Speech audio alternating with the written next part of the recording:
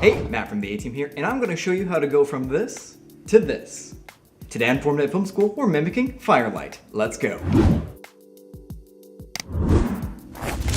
Fire has always been an exciting light source. It can either create a sense of comfort or a sense of chaos, depending on how it's used in a scene. A fireplace on a cold night can be really cozy, while walking away from a burning building can be pretty terrifying.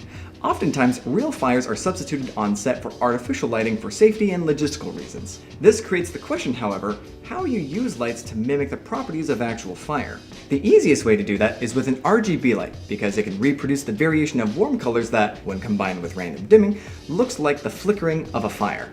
Some lights, while not fully RGB, can still produce warmer or cooler colors to look like fire. In this episode, we'll be using a few scenarios to show you different ways of recreating firelight, and how to make it as realistic as possible. Let's go.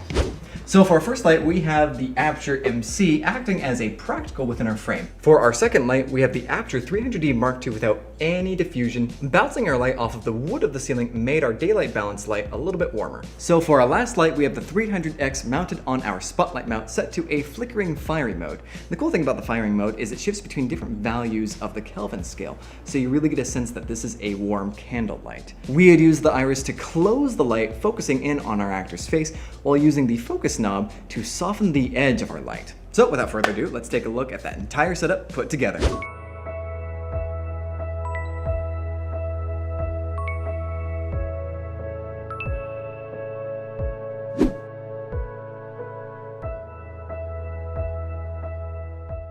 So for our second light setup, we have two Aputure MCs pointed upwards to emulate fire coming from the ground. We made sure to set these lights to that same fiery flickering mode. However, one thing we noticed was these lights weren't as saturated as we were hoping for, so we simply added a layer of CTO. So for our second light, we have the 300D Mark II positioned as close to the ground as possible, similar to our previous two lights. And then to match those lights, we added 2 layers of CTO. Our last light is the 300X set to that same flickering fiery effect that we had in our previous setup. We also made sure to dim it down as low as possible. Our light was still a little too bright, and our saturation wasn't up to what we were going for. So we added CTO to give that extra vibrance, along with a double net to take it down a stop. The last thing we added was some negative fill to add some nice contrast on the opposite side of the face. And to top it off, we added a ton of haze to really emphasize that this place was on fire. So let's take a look at that.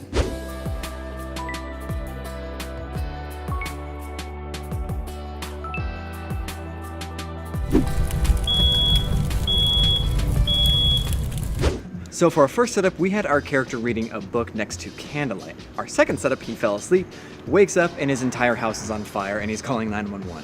For our third setup, he's a lot farther from his house, looking at his house as it's on fire. So for our first light, we have two Aputure MCs pointed at a bounce source set to a cooler color temperature, and this is really serving as moonlight to separate him from the background. So for our last light setup, we have the 300X and the 300D both pointing at an ultra bounce. The 300D is outputting consistent light, while the 300X is outputting a flickering mode. The flickering helps add to the fire effect, while the 300D Mark II is adding a consistent light output on the actor's face. So let's check out that last setup.